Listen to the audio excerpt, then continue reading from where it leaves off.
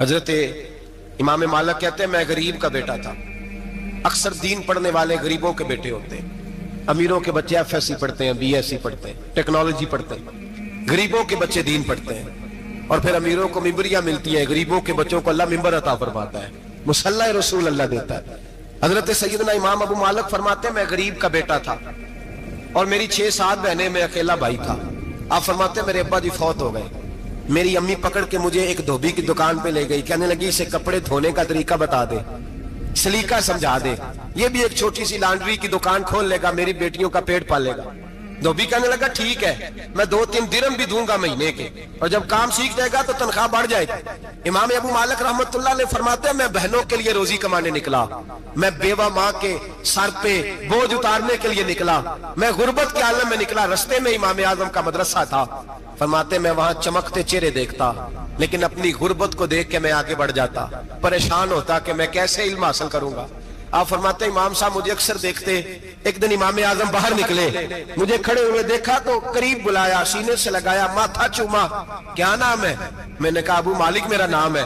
کہا تمہیں پڑھنے کا شوق ہے؟ کہا بڑا شوق ہے. کہنے لگے چل آ جا پڑھا کر, آ جا مدرسے میں پڑھا کر. کہتے میں سارا دن وہاں پڑھتا, گھر سے کام کرنے آتا, سارا دن امام اعظم کے پاس پڑھتا رہتا.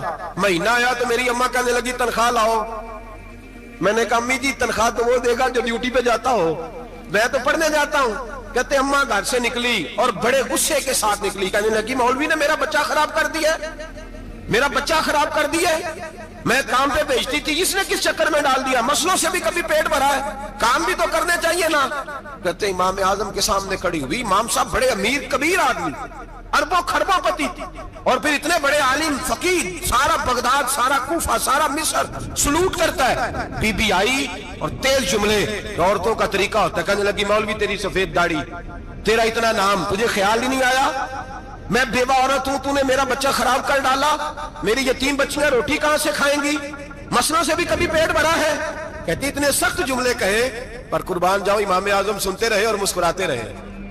کہنے لگے میری غلطی ہے, میری غلطی ہے, میری غلطی ہے. بی بی بھول گیا تھا, غلطی ہو گئی. بی بی کہتے تیری امام صاحب سنتے رہے. جب غصہ اتر گیا تو کہنے لگے اماں تیرا غصہ اتر گیا ہے؟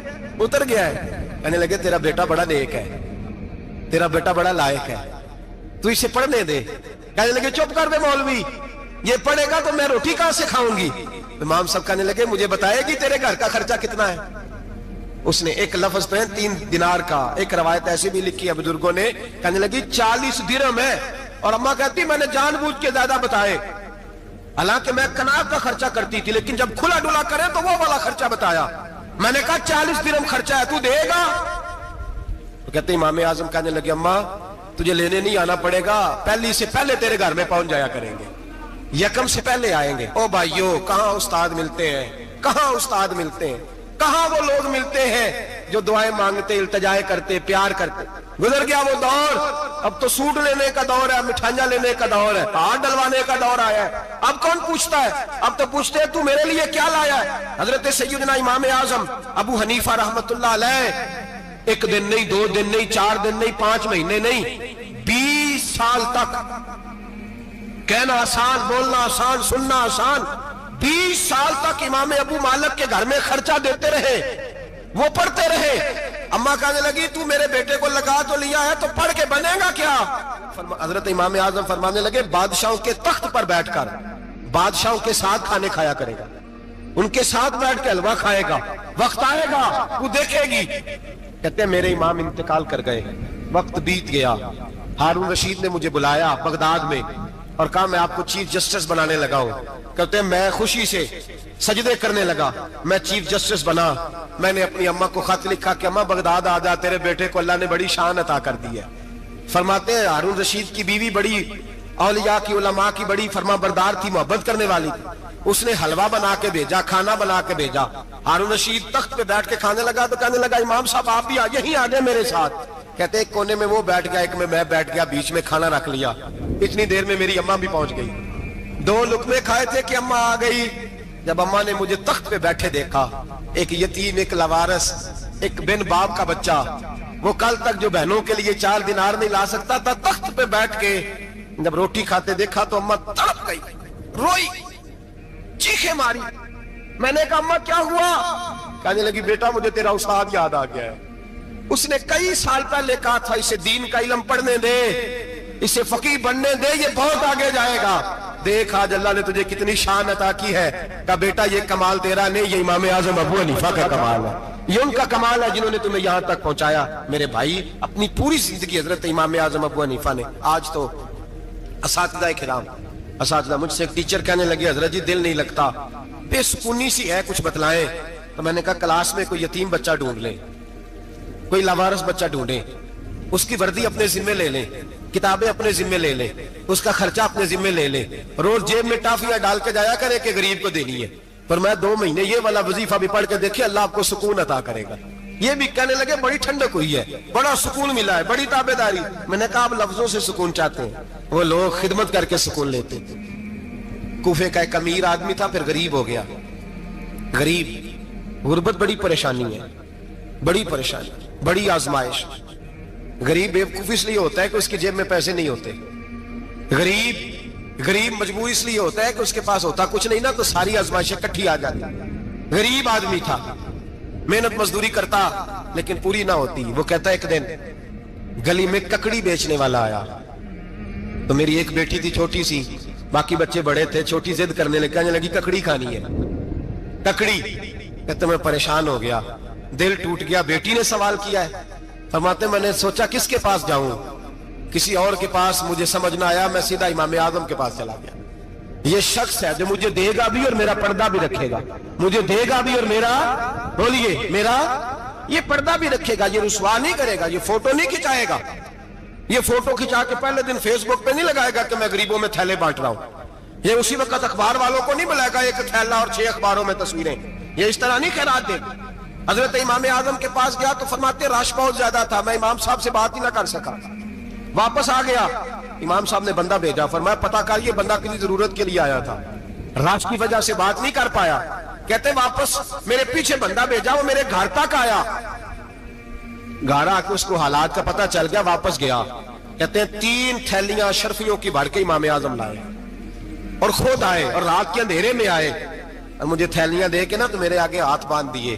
میں نے کہا حضور ہاتھ کیوں باندھتے ہیں؟ آپ فرمانے لگے یار دکھ اس بات کا ہے کہ تو میرا پڑوسی تھا اور تیری غربت کا مجھے پتہ ہی نہیں چلا، تو میرے علاقے کا تھا اور میں نے سوچا ہی نہیں، میرا اپنا تھا مجھے خیال ہی نہیں آیا۔ فرمایا معاف کر دے، میری شکایت نہ کرنا کہ یہ میری طرف توجہ نہیں کرتا۔ علم بھی تھا، عمل کا نور بھی تھا، تقوی کا حسن بھی تھا، غریب کی مدد کا جذبہ بھی تھا۔ آج لوگوں پر مال کا فتنہ سوار ہوتا ہے، سب پر نہیں لیکن زیادہ لوگوں پر۔ جیسے جیسے مال آتا جاتا ہے ویسے ویسے عقل بھی آتی جاتی ہے، ویسے ویسے سیانے بھی ہوتے جاتے ہیں۔ کہتے ہیں وہ بھی کمائے وہ بھی کرے، میں تو ٹیکنیکلی بڑا ہوں، میں عقل مندی، میں نے بڑی نہ بہن کی فکر رہتی ہے، نہ بھانجوں کی فکر رہتی ہے، نہ رشتہ دار کی فکر رہتی ہے، نہ دائیں بائیں کچھ دیکھتے ہیں۔ لوگ جیسے جیسے پاورفل ہوتے جاتے ہیں، ہٹتے جاتے ہیں، کٹتے جاتے ہیں، امیروں سے گرانے لگتے جاتے ہیں، آگے کی طرف دیکھتے جاتے ہیں۔ امام اعظم ابو حنیفہ رحمۃ اللہ علیہ نے ساری زندگی پیار کیا، محبت بانٹی، علم، فقاہت، تقوی، روشنی۔ آج لوگوں کو علم ہوتا ہے پر علم کا نور نہیں ہوتا، ہمیں بہت ساری باتوں کا پتہ ہوتا ہے پر وہ باتیں ہمارے لفظوں میں ہوتی ہیں، ہم اس کے حسن سے آگاہ۔ اور اگر میں یہ کہہ دوں کہ ہمیں ان باتوں پر یقین کامل نہیں ہوتا، کہہ رہے ہوتے ہیں، ہم سمجھتے ہیں، بڑی باتیں کرتے ہیں، لیکن ان باتوں کے پیچھے جو عمل کا جذبہ ہے وہ پھیکا ہوتا ہے۔ امام اعظم ابو حنیفہ رحمۃ اللہ تعالیٰ علیہ جتنے بڑے عالم تھے اتنا ہی بڑا خوف تھا اللہ کا، دل اتنا ہی بڑا خوف تھا۔ ایک آدمی کہتا ہے میں نے امام صاحب سے مسئلہ پوچھنا تھا، میں نے عشاء کی نماز امام صاحب کے پیچھے پڑھی، کتنی لوگ باتیں سنتے ہیں، اس کا اثر کتنا لیتے ہیں، لیکن امام صاحب رحمۃ اللہ علیہ کا طریقہ کیا تھا؟ کہتے میں نے امام صاحب کے ساتھ نماز پڑھی مسجد میں، تو قاری صاحب نے قرآن پڑھا، اذا زلزلت الارض زلزالها واخرجت الارض اثقالها، فرماتے ہیں آخری 2 آیتیں پڑھی، فمن يعمل مثقال ذرة خيرا يره ومن يعمل مثقال ذرة شرا يره۔ اللہ فرماتے ہیں میں قیامت کے دن تیرے ذرے ذرے کا حساب کروں گا، ذرہ برابر نیکی ہوئی تو تیرے سامنے آئی، ذرہ برابر گناہ ہوا تو تیرے کس کے برابر؟ جی وہ کتنا ہوتا ہے؟ ریت کا 1 ذرہ، اس کے برابر بھی گناہ ہوا تو تیرے سامنے، یہ اللہ کہہ دیا ہے، تو ایسا انشاءاللہ ہو کے رہے گا۔ اللہ ایک دفعہ دکھائے گا، دعا فرمائے اللہ ہمیں معافی عطا فرمائے، اللہ ہم سے درگزر فرمائے، اللہ ہمیں بخشے ہوئوں میں شامل فرمائے۔ یہ آیت امام صاحب نے سنی تو کہتے ہیں میں नमाजी सारे चले गए तो इमाम साहब बैठे और यूं ना अपनी दाढ़ी पकड़ ली, चिराग टमटमा रहा, कहते हैं दाढ़ी पकड़ ली और इमाम साहब बैठे। मैंने कहा कि किसी महवियत के आलम में है, सोच में, चले मैं थोड़ी देर में आता हूं। कहते मैं 2 घंटे के बाद आया तो इमाम साहब ऐसे बैठे हैं दाढ़ी पकड़ी हुई। मैंने कहा ठहर के आता हूं। मैं फिर 1-1.5 घंटे के बाद गया तो वैसे ही बैठे। कहते तहज्जुद का वक्त हो गया, मैं मस्जिद में गया तो चिराग टिमटिमाने लगा, खत्म होने के करीब आ गया। इमाम साहब बैठे हैं, अब मैंने देखा कि आंखें आंसुओं से भरी हुई हैं और अपनी दाढ़ी पकड़ के खींच रहे हैं और कहते हैं या अल्लाह, तो अगर जर्रे जर्रे का हिसाब लेगा तो अबू हनीफा तो उलझ जाएगा। ऐ अल्लाह, तू जर्रे जर्रे के बारे में पूछेगा तो मैं तो नहीं जवाब दे सकता। खुदावंदा इस तरह कर, मेरे इन सफेद बालों पे रहम खा। ऐ अल्लाह, मेरे बुढ़ापे पे मेहरबानी फरमा, मुझसे ना जर्रे जर्रे का पूछना, मैं बड़ा कमजोर हूं, मैं नहीं जवाब दे सकता। मौला मुझसे दरगुजर वाला मामला कर। कहते तड़प रहे इमाम साहब। फजर की अजान हुई तो इमाम साहब ने दाएं बाएं देखा, मैं पीछे खड़ा था। मैंने कहा हुजूर सारी रात ही गुजर गई, आप एक आयत सुन के परेशान रहे और मैं रोजाना 20 तकरीरें सुनता हूं, दर्जनों हदीसें सुनता हूं, मुझे तो असर नहीं होता। आप फरमाने लगे मुझे तेरे मामले का नहीं पता, लेकिन मुझे अगर तूने देख लिया है तो किसी के साथ जिक्र ना करना मुझे। और फरमाने लगे फिर तू तो नेक आदमी होगा, तुझे नहीं ख्याल आता। तो मैं तो जानता हूं मन आनम के मन दानम, पता सारा है सरदार नो की दिया, मैं तो जानता हूं ना, मुझे खबर है, लिहाजा मैं नहीं हिसाब दे सकता, तेरा नहीं मुझे पता। जितना मेरे भाई इल्म ज्यादा उतना खौफ भी। हजरत अब्दुल्लाह इब्न मसूद फरमाते हैं ज्यादा बातें करने वाला आलिम नहीं होता, अल्लाह से ज्यादा डर जाने वाला आलिम होता है। जो आदमी लंबी चौड़ी गुफ्तगू करे वो फकीह नहीं, वो अल्लाह से डरने वाला नहीं, बल्कि जिसको वो बात करे तो थोड़ी करे, डर के करे, खौफ के साथ करे। अल्लाह की खशियत जिसके दिल में हो वो बड़ा आलिम होता है। हजरत इमाम आजम अबू हनीफा रहमतुल्लाह अलैह मालदार थे और अपने माल में से हिस्से निकालते थे। इमाम साहब फरमाया करते थे मैंने चंद हजार दिरहम रख दिए। हुजूर किस लिए? फरमाया लोगों को कर्जा देने के लिए। नबी पाक सल्लल्लाहु अलैहि वसल्लम ने फरमाया कर्जा लेने वाले को मना किया है, फरमाया कर्जा एक कैद है, बगैर मजबूरी के ना लेना। अब लेने वाले भी एहतियात नहीं करते, फटाफट कर्जे के पीछे भागते। बड़ी मजबूरी हो तो कर्जा ले, फरमाया मकरूज कैदी होता है, कर्जा लेने से बचो। और देने वाले को क्या कहा? फरमाया अगर सामने वाला तंग दस्त हो ना, तंग दस्त, तो उसे मोहलत दो। जितनी तुम मोहलत दोगे अल्लाह उतने ही पैसे रोज सदका करने का सवाब अता फरमाएगा।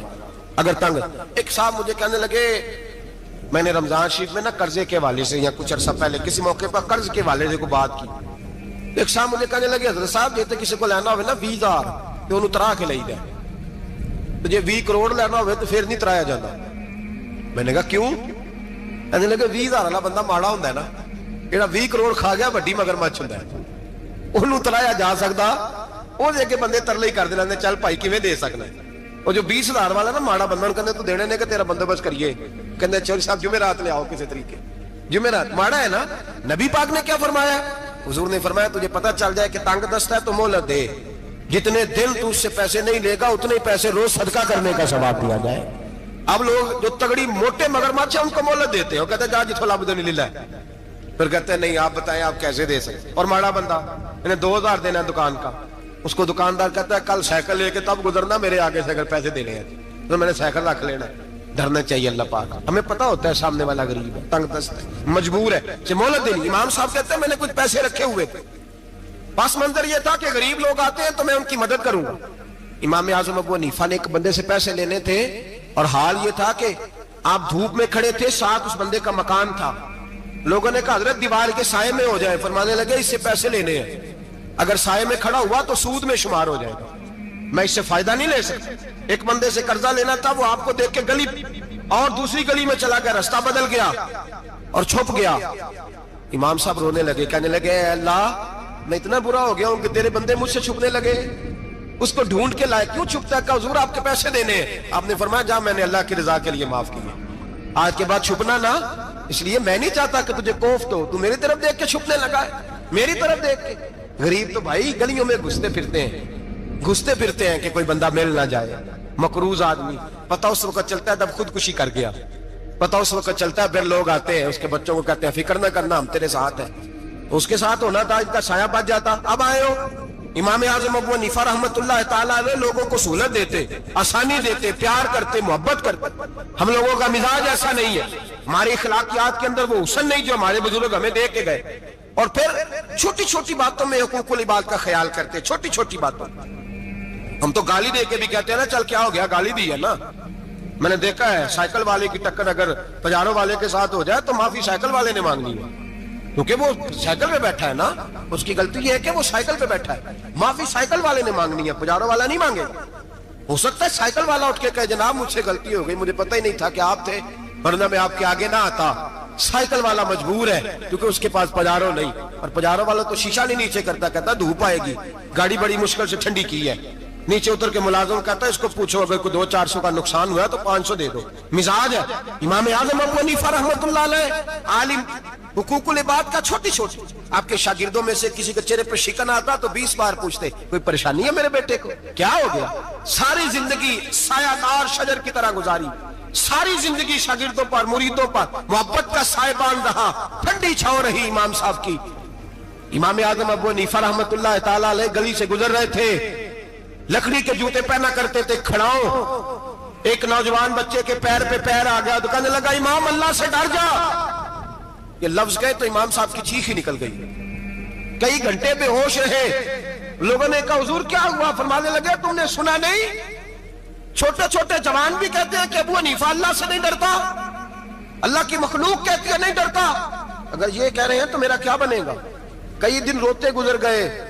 लोग उस बच्चे को लाए, आगे कहने लगा हुजूर आप तो परेशान हो गए, मैंने तो मुहावरतन कहा था, मुहावरतन कहा था कि आप अल्लाह से नहीं डरते। फरमाने लगे बेटे मुझे मुहावरों का नहीं पता, जब रब के खौफ का नाम आता है तो जुमले सीधे मेरे दिल से जाके टकराते, सीधे दिल से जाके टकराते। गली से गुजर रहे, लकड़ी के जूते पहने, खड़ा हूं, बारिश है, कीचड़ है, एक दीवार के करीब से गुजरे तो थोड़ा सा कीचड़ उड़ के ना तो दीवार पे पड़ गया। यहां ट्राली वाला सारी दीवार तोड़ जाता है और कहता है चलो मैंने कौन सा जानबूझ के किया है। यहां लोगों का घर तोड़ जाते हैं, कहते हैं चलो बताओ कितना खर्चा आया था। फौरी तौर पे लोग मानने को तैयार ही नहीं। इमाम साहब के पैरों से, ये बारीकी समझे, ये हुकूकुल इबाद का मसला है, जो जानने वाले होते थे उनका ये तर्ज जिंदगी था। कीचड़ उड़ा पैरों से और एक आदमी की दीवार पे पड़ गया। इमाम साहब खड़े हैं, सोच रहे करूं तो क्या करूं। शागिर्द साहब ने हजरत जी क्या परेशानी है? आप फरमाने लगे मैंने उसकी दीवार गंदी कर दी है, साफ ना करूं तो भी जुल्म है, और अगर साफ करूं तो दीवार कच्ची है, जब साफ करूंगा तो कुछ मिट्टी उतर जाएगी, तो किसी के घर की मिट्टी उतारना यह भी जुल्म है। अब मैं दो परेशानियों में उलझ गया हूं, किधर जाऊं? कहा हजरत जी फिर? फरमाया इसके दरवाजे पर दस्तक दो। दरवाजे पर दस्तक दी तो जो बंदा बाहर आया वो मजूसी था, आग की पूजा करने वाला था। इमाम साहब कहने लगे मुझे जानते हो? कहने लगे हुजूर सारा कूफा जानता है, सारा बगदाद जानता है, सारी दुनिया जानती है आप मुसलमानों के इमाम हैं, लोग जानते। आपने फरमाया यार मुझसे गलती हो गई है। वो क्या? आप फरमाने लगे मैं अपने अंदाज में गुजर रहा था, बूढ़ा आदमी हूं, ख्याल नहीं आया, थोड़ा कीचड़ उड़ के तेरी दीवार पे लग गया है। मेरे भाई ये कोई फरिश्ते थोड़ी थे, ये इस जमीन पे बसने वाले लोग, एहतियात वाले लोग। हम लोगों ने पता नहीं अपना मिजाज इतना सख्त क्यों बना लिया है। कितने लोगों को लताड़ के, कितनी पगड़ियां उछाल के, कितने हुकूकुल इबाद जाया करके भी हम उसी तरह के मुतमईन है। कहां से तसल्ली लाते हैं हम? कहां से अपने आप को ठंडक देते हैं? कैसे अपने आप को हम सुकून दे लेते हैं किसी को तकलीफ देके? किस तरह सुकून की नींद आती है जब कोई परेशान होता? क्यों हमारा दिल पत्थर हो गया?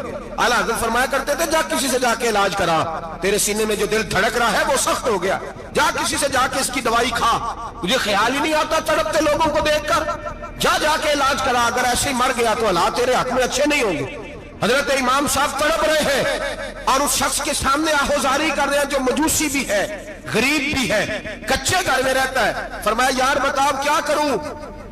इमाम साहब बातें कर रहे हैं तो वो आदमी हैरत में खो गया, कभी दीवार देखता, कभी अपना आप देखता, कभी इमाम साहब को देखता, दाएं बाएं देखता, पसीने आने लगे, पता नहीं क्या सोचों का मद्दोजर चलने लगा, कहां बात गई, कहां तक उसकी सोच गई, कहां पलट के आई।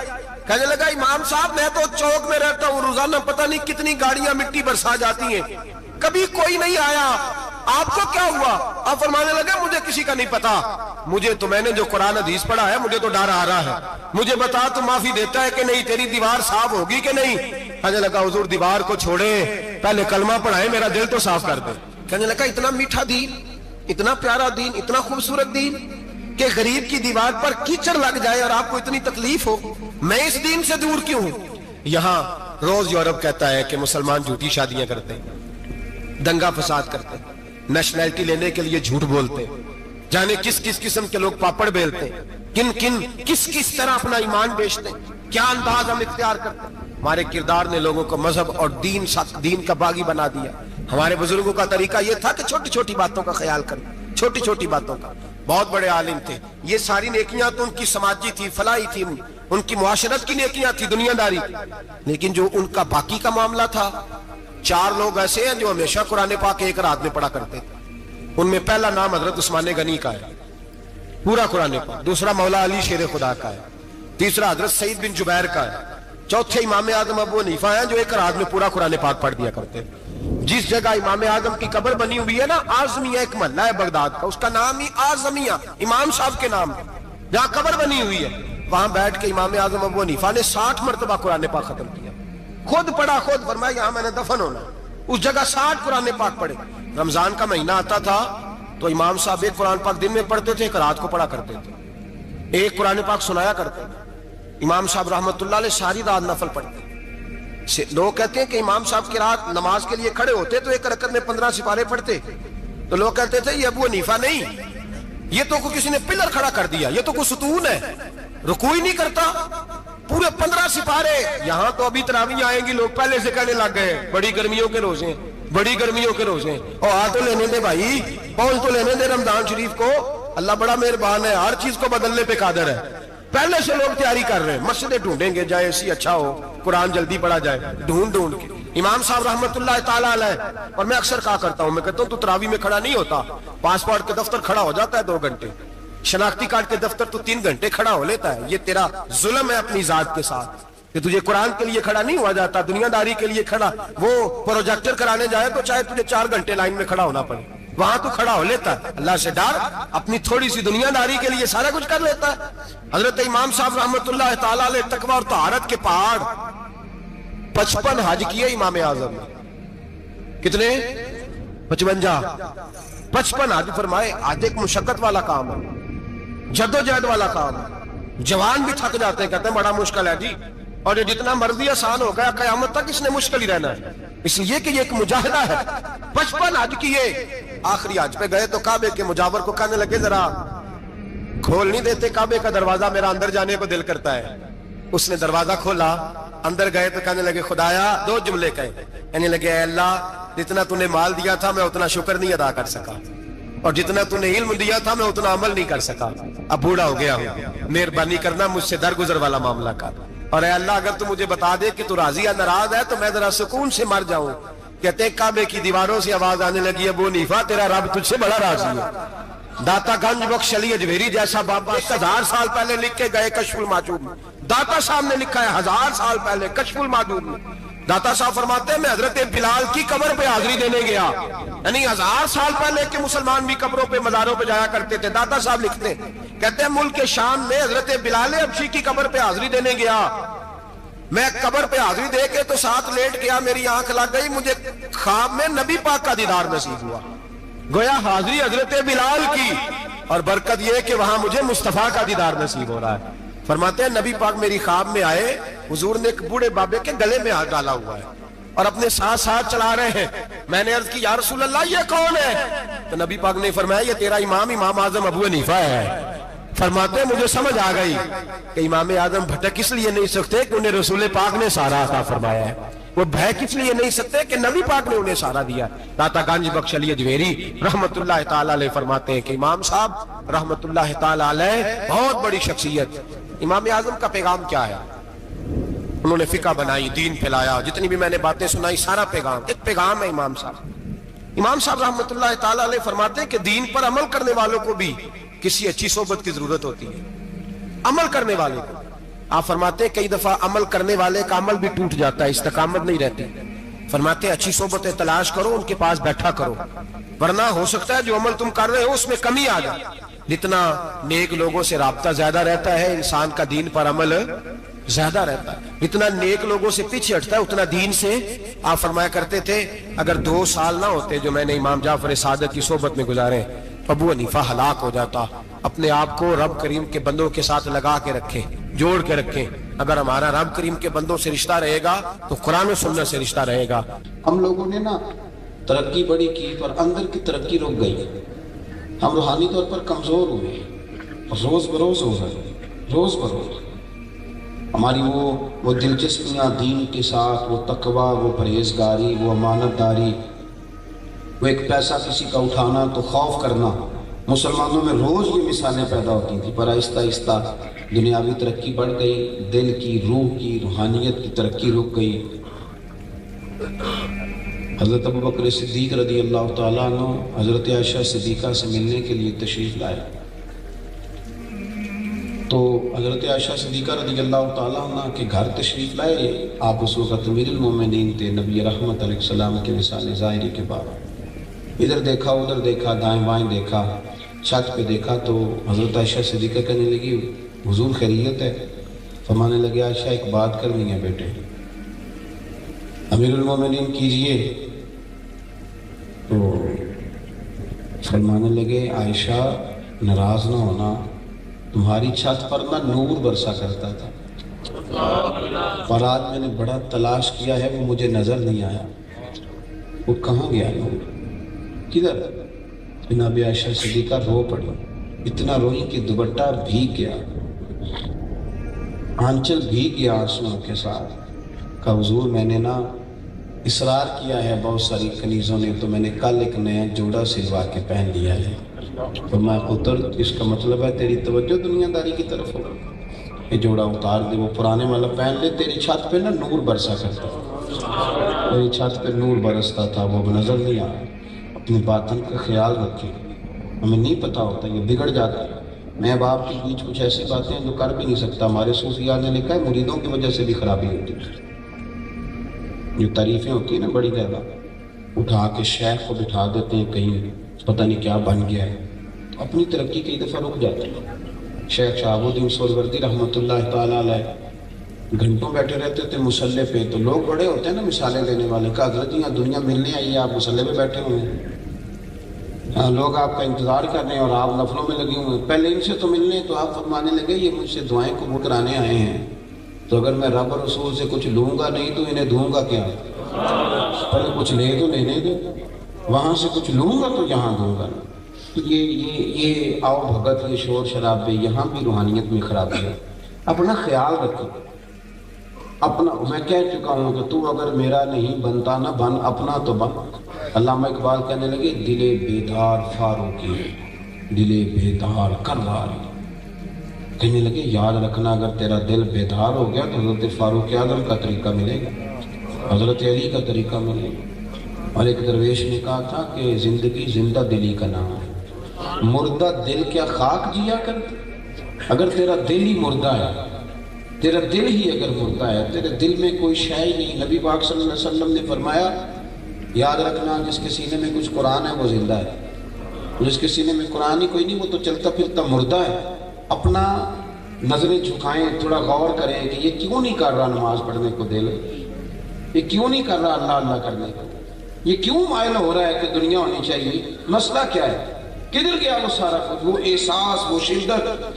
حضرت عبد الرحمن ابن عوف رضی اللہ تعالیٰ عنہ حضور کے وصال کے بعد حضرت عائشہ صدیقہ کے دروازے پر بیٹھ کر رویا کرتے تھے، دروازے پر۔ چھوٹا آدمی نہیں، مکے کا، مدینے کا سب سے مالدار بنا، اور فقیروں کی طرح جھولی بچھا کے مصطفیٰ کے دروازے میں بیٹھے رو رہے۔ جناب عائشہ صدیقہ باہر آ کے کہتی عبد الرحمن کیا ہوا؟ عرض کی اماں جی دیکھیں نا میرے پاس کتنی زیادہ دولت پڑی، اتنا میں مالدار ہوں۔ اور کیا ان کا طریقہ تھا اپنی روحانیت بحال رکھنے کا؟ فرمانے لگے امیر حمزہ مجھ سے افضل تھے، اور جب وہ دنیا سے گئے تھے تو ان کے پاس کفن کے کپڑا پورا نہیں تھا۔ مصعب ابن عمیر مجھ سے افضل تھے، اور جب کفن دیا جا رہا تھا تو سر ہم نے ڈھانپ دیا تھا اور پیروں پہ گھاس ڈال دی تھی۔ اماں جی وہ افضل لوگ تھے، لیکن اس حال میں انہوں نے دنیا چھوڑی کہ کفن کو کپڑا پورا نہیں تھا، اور میں نے اتنی دولت جمع کیا، مجھے ڈر آتا ہے، رات بھی خواب دیکھی ہے کہ میں ڈوبنے لگا ہوں۔ اماں جی آپ کے دروازے نور پہ خیرات دینے آیا ہوں، میں نے یہ دعا کریں۔ جناب عائشہ صدقات و خیرات پہ کہتی وہ صدقے بھی کر۔ پھر چوتھے دن آ کے رونے لگے، اپنے اس احساس کو، اپنی اس توانائی کو، اپنے اس حسن کو، اپنے اندر کے اس وقار کو انہوں نے بچا کر کے رکھا۔ لیکن حضرت معاذ ابن جبل رضی اللہ تعالیٰ عنہ کو نبی پاک علیہ السلام نے ایک صوبے کا گورنر بنایا. وہ جب واپس آئے تو ان کے پاس کچھ مال تھا, لوگوں نے تحفے طائف دیے ہوئے. واپس جب آئے حضور کے وصال ظاہری کے بعد حضرت عمر فاروق رضی اللہ تعالیٰ عنہ سے ملاقات ہوئی. انہوں نے بتایا کہ میرے پاس کچھ مال ہے. تو حضرت عمر فاروق فرمانے لگے امیر المومنین جناب ابو بکر کو جا کے بتا دیں اور ان سے اجازت لے لیں کہ اب یہ مال آپ کا اپنا ہے. تو کہنے لگے عمر یہ کیا بات ہے, لوگوں نے مجھے دیا تو میرا ہے, میں کیوں بتاؤں آپ کو؟ کچھ شک ہے میرے اوپر کہ میں نے ناجائز معاذ اللہ جمع کیا ہے؟ حضرت عمر کہنے لگے میں نے تو مشورہ دیا تو آپ کی مرضی. حضرت معاذ ابن جبل کہتے ہیں میں رات کو سویا, میں نے خواب دیکھی کہ دریا بہہ رہا ہے اور میں ڈوب رہا ہوں اور عمر میرا ہاتھ پکڑ پکڑ کے مجھے بچا رہے ہیں. کہتے میں سویرے اٹھا اور جناب عمر سے کہا عمر اور میری تو روحانیت خراب ہونے لگی, اٹھ چل ابو بکر صدیق کے پاس چل, تصدیق کرا کے لاتے ہیں کہ یہ مال یہ سرمایہ یہ میرے لیے درست ہے کہ نہیں. میرے عزیز ہماری نا جو روحانی زندگی ہے نا, ہماری اپنی ذاتی ہم جو زندگی سنوار رہے ہیں نا, جو ہم مال جمع کر رہے ہیں, ڈرائنگ روم بنا رہے ہیں, اٹیچ, یہ ہماری جسمانی زندگی ہے. آپ کیسے سوئیں گے اس بہت بڑے کمرے میں اگر آپ کو سکون کی نیند نہیں آئے گی؟ کیا کریں گے ان پیسوں کا جو پڑے ہوئے ہیں لیکن چین ہی کوئی نہیں؟ کیا نفع ہوگا اس دولت کا جو گھر کے اندر ڈھیروں کے ڈھیر پڑی ہوئی ہے اور بہن بھائی بیچارے منت کر رہے ہیں کہ چلو کوئی توفیق مل جائے اس کو اللہ کے راستے میں دینے. اپنی زندگی کا جائزہ لیں, اپنی روحانیت کو کبھی خراب نہ ہو. میں نا اس موبائل کو بہت بڑی رکاوٹ سمجھتا ہوں بابا روحانی زندگی کے لیے. میں کس طرح یہ بات کروں کہ جس قوم کے ہاتھوں میں قرآن ہونا چاہیے تھا اس کے ہاتھوں میں ہر وقت موبائل رہتا ہے. یہ تباہ کر دیا روحانی زندگی کو. مسلح بالکل بے آباد ہو گیا, اللہ اللہ کے زاویے بالکل ختم ہو گئے. کوئی کیفیت نہیں, کوئی ذکر نہیں, کوئی فکر نہیں, کوئی عبادت نہیں. تعویذوں والوں کا کام زیادہ کیوں چل رہا ہے کہ لوگ وظیفہ تو پڑھنا چاہتے نہیں, وہ چاہتے ہیں ہمیں لکھ کے دے دیا جائے تو لکھ کے دے دیا جاتا ہے. اپنے باطن پر توجہ کریں. آپ دیکھیں کتنے زمانے بیت گئے نماز نہیں ڈھنگ سے پڑھ سکے. آپ غور کریں کتنا وقت. ملا رومی رحمۃ اللہ تعالیٰ علیہ سے ایک شخص نے کہا تھا کہ حضرت جی مال بھی بڑا ہے, دولت بھی بڑی ہے, پر میں مسجد تو نہیں نہ جاتا. تو فرمانے لگے جا پھر توبہ کر جا کے. مالک تو ناراض ہے, وہ ہر شے تجھے دے کے کہتا ہے یہ لے لے اور دفع ہو جا, میرے گھر نہ آنا. وہ تو ناراض ہے, جا جا کے اپنی اللہ اللہ ٹھیک کر. مہربانی فرمائیں, اپنی طبیعت پر توجہ دیں, چھوڑیں. آج میں نے اور آپ نے تبلیغ کی بات نہیں کی, آج ہم نے اپنی بات کی ہے. ایک خود غرضی کریں میرے کہنے میں, خود غرضی, ایک خود غرضی کریں. ذرا تھوڑا اپنا دھیان کریں, ذرا تھوڑی اپنے اوپر توجہ دیں, تھوڑا اپنے اوپر خیال کریں. یہ تھوڑے تھوڑے زخم کبھی کسی کے ہاتھ پیر پہ لگ جائیں تو زمانہ سارا نسخے لے کے آتا ہے, لیکن باطن کے زخموں کا کیا کریں, اندر کی گہرائیوں کا کیا کریں. وہ جو اندر روز بروز گھڑا اور کھڈا بڑھتا جا رہا ہے اس کا کیا کیا, اس کی مرہم پٹی کا بندوبست کریں. اللہ اللہ میں زور دیں. آپ یقین کریں کہ لوگوں کی زبانوں پہ ہر شے جاری ہوتی ہے, اللہ رسول کا نام نہیں جاری ہوتا. میں کچھ لوگوں کی بات سن کے نا تو کانپ جاتا ہوں. یہ ہمارے سیاسی ورکر ہیں, یہ اپنے لیڈر کا نام لیتے ہیں تو قائد جمہوریت, تو شہید فلانا, تو پتہ نہیں کیا کیا لقب, اور نبی پاک علیہ السلام کا نام ان سے ڈھب سے لیے نہیں جاتا. آپ یقین کریں اڑ جاتے ہیں. وہ بات کہتے ہوئے ان کے جملے ٹوٹتے. کیوں؟ اس لیے کہ انہیں اللہ سے ڈرنا چاہیے. کہ کیا خطا ہو گئی کہ زبان پہ نام تک جاری نہیں ہوتا. اپنے اذکار کو, اپنے معاملات کو. ایک بات سنیں, ایک بری نظر ہوتی ہے مرد نے عورت پہ ڈالی اور عورت نے مرد پہ ڈالی. ایک بری نظر ہوتی ہے مرد نے مرد پہ ڈالی, امرد پر بغیر داڑھی کے جو لڑکا ہوتا ہے اس کو ہمارے فقہا نے امرد کہا اور حکم دیا ہے کہ ایسے لڑکے کے ساتھ اگر کسی شخص کی نظر ٹھیک نہیں رہتی تو اس کے ساتھ بھی وہ اوقات نہ گزارے. ہم لوگ جو بہت زیادہ داڑھی کی تاکید کرتے ہیں تو اس کی بنیادی وجہ یہ ہے کہ آپ کو پتہ ہے کہ اس پر حکم کیا لگتا ہے. بے رش لڑکے کا حکم کیا ہے؟ وہی ہے جو عورت کا حکم ہے. اس کو دیکھا کسی نے غلط نظر سے تو وہ بھی اتنا ہی مجرم ہے جتنا اس نے کسی لڑکی کو دیکھا. یہ مسئلے کیسے بیان کیے جائیں حالانکہ ہیں کتابوں میں. ایک حافظ قرآن تھے اور بڑی تگڑی قسم کی وہ تلاوت کرتے تھے, بڑا خوبصورت قرآن شریف پڑھتے.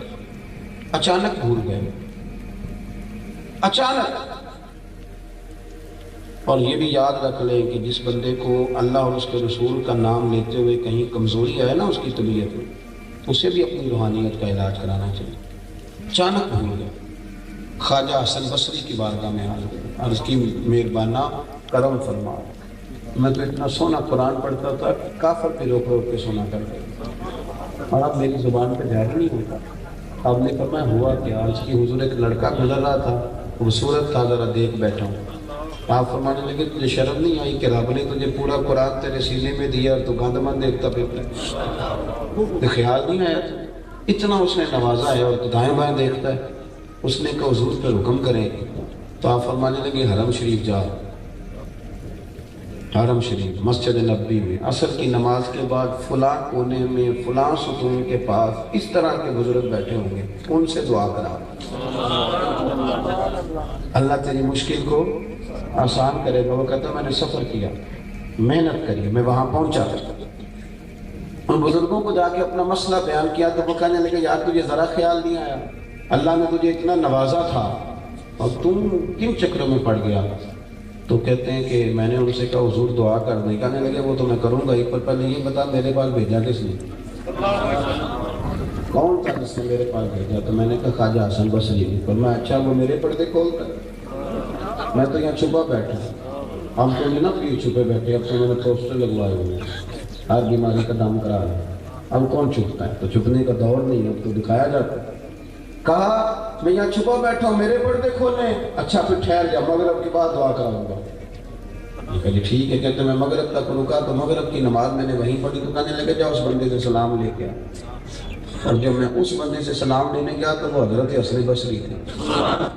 آپ فرمانے لگے تجھے میرے پاس بھیجتا ہے، خود روز مغرب کی نماز یہاں آ کے پڑھتا ہے، تجھے میرے پاس بھیجتا ہے اور یہاں مغرب کی نماز روز یہاں پڑھتا ہے، اس لیے میرا پردہ کھولا ہے تو اب میں اس کا بھی پردہ کھولوں گا۔ آپ فرمانے لگے میں نے کہا حضور یہ کیا معمہ ہے خواجہ حسن بصری سے، یہاں کیوں بھیجا؟ تو فرمایا نہیں تیری دعا انہی کے پاس ہے۔ تو بزرگ فرمانے لگے چونکہ خواجہ صاحب تیرے پاس تھے نا تو انہیں اس طرح دعا نہیں کرانی، ذرا سفر کر کے ہے نا تجھے بھی اہمیت کا پتہ چلا، اب تیرے لیے دعا کرتے ہیں۔ دونوں بزرگوں نے مل کے دعا کی تو اللہ نے میری خطا کو معاف فرما دیا۔ اس لیے اپنی جو باطنی زندگی ہے نا اس پر آپ توجہ دیں، آپ غور کریں کہ کیوں نہیں آخر فارغ جو ہیں تو ہمارا فیس بک چلانے کو جو دل کر رہا ہے تو نفل پڑھنے کو کیوں نہیں کر رہا؟ اس پر آپ غور کریں۔ ہم فارغ بیٹھے ہیں تو ہمارا یہ تو دل کر رہا ہے کہ میں اگر موٹر سائیکل میں بیٹھوں کسی پارک سے ہوں تو یہ کیوں نہیں دل کر رہا کہ سپارہ پڑھ لوں؟ اس پر غور کریں، یہ مقام غور ہے، اور ایسے کھو نہ جائیں، یہ کچھ بھی نہیں ہے۔ آپ کل بیمار ہو جائیں، آپ کے بچے کہیں گے ٹھیک ہے دعا کریں حضرت صاحب اللہ ابا کو پردہ عطا کرے، ختم ہو گئی بات۔ او پہ دس دیا قبراں جنہ تے پھول پے، ادھروں کوئی نہیں گیا آمدہ، ادھروں لکھاں پہ۔ ہر بندے نے اپنے بچوں کا سوچا ہے کہ سردی میں بڑا برا حال ہے، سردی میں سویٹر لے آؤ۔ جو قبروں میں چلے گئے کبھی سوچا ہے کہ سردی میں ان کا کیا حال ہے؟ تو وہاں قبروں میں جو آرام ہے وہ اعمال کی بنیاد پر، کوئی بھی نہیں جاتا، کوئی بھی نہیں پوچھتا، ختم ہو گیا معاملہ۔ کل من علیہ فان، اپنی زندگی پر توجہ دیں، محنت کریں، اللہ توفیق عطا کرے۔